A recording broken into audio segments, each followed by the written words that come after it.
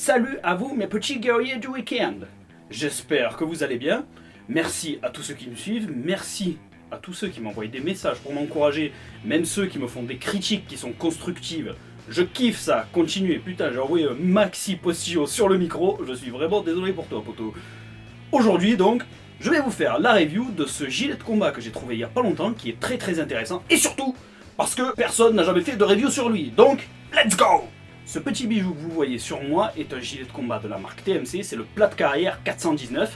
Plat de carrière 419 qui en fait est une copie très fidèle du plat de carrière de la marque LBX, le LBX Armatus 2. Le principal avantage de ce gilet de combat, qui est un petit peu comme l'ABS, moi je suis très friand de ce genre de gilets de combat qui sont très modulables, c'est parce qu'en fait j'ai plusieurs répliques, mais plusieurs répliques qui n'utilisent pas du tout le même genre de chargeur. Donc ce gilet de combat est vraiment excellent pour ça, c'est un gilet de combat très modulable, et surtout c'est son prix qui est très attractif, il ne coûte qu'une cinquantaine d'euros, peu importe le camouflage dans lequel vous le prenez.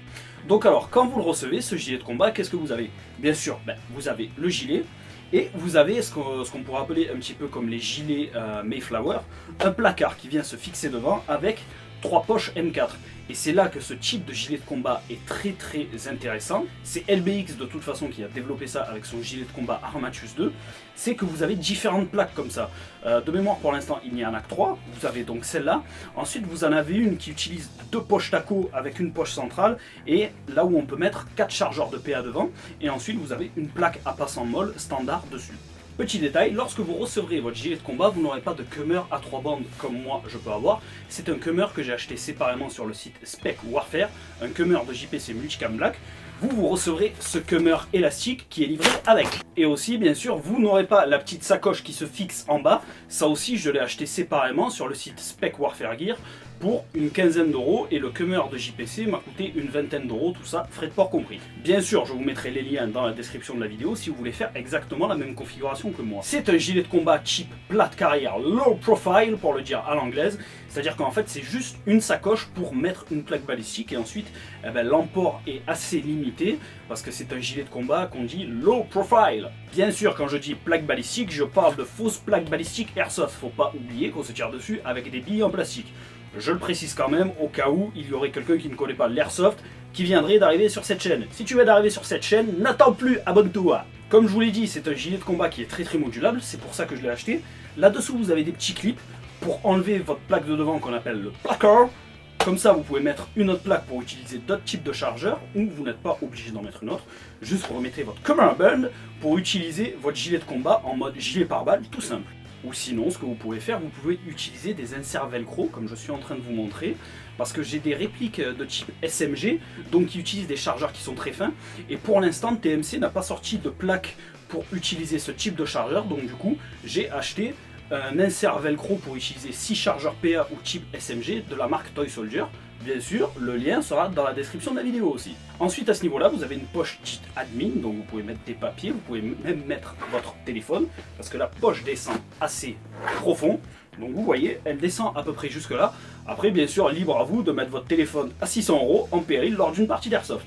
Moi perso, je le mets autre part. Non, je ne le mets pas là. Putain, vous êtes vraiment dégueulasse. Allons faire un tour au niveau du dos du gilet de combat. C'est le seul point négatif que je trouve à cette gamme de gilets de combat qui est très modulable et qui est très abordable au niveau du prix, c'est qu'il n'y a aucun passant molle au niveau du dos. Vous avez juste une bande de velcro en haut du dos pour mettre des patchs, et du coup vous ne pouvez pas mettre de camelback, de poche utilitaire, de poche radio, ou même de poche grenade quand vous jouez en équipe pour que vos partenaires puissent prendre la grenade et la jeter à votre place. C'est le seul moins que je mettrai à ce gilet de combat. En ce qui me concerne, je n'ai trouvé que 2 points négatifs à ce gilet de combat. Déjà, comme je vous l'ai dit, c'est l'absence de passant molle dans le dos.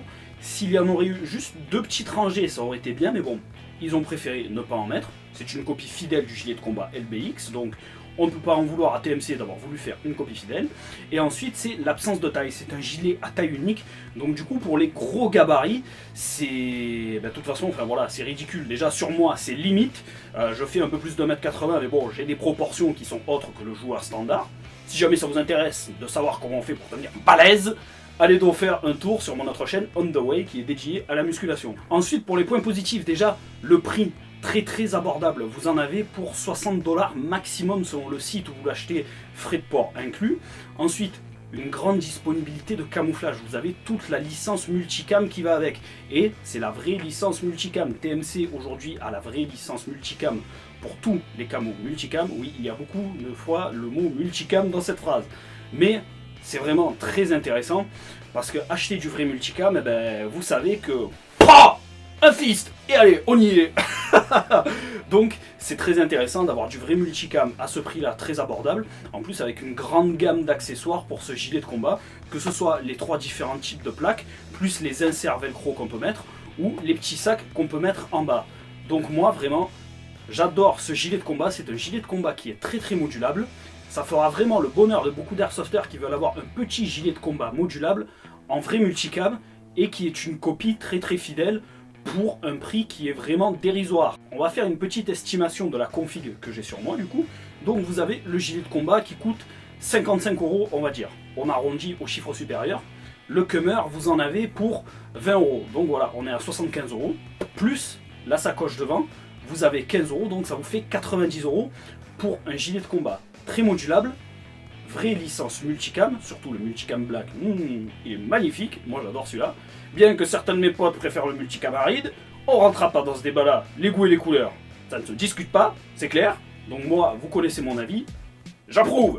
Ce gilet de combat, il est vraiment au top. Je vous dis merci vraiment d'avoir regardé cette vidéo, abonnez-vous, partagez-la si vous avez kiffé, et surtout n'oubliez pas, l'airsoft, c'est juste un jeu. Ciao les amis.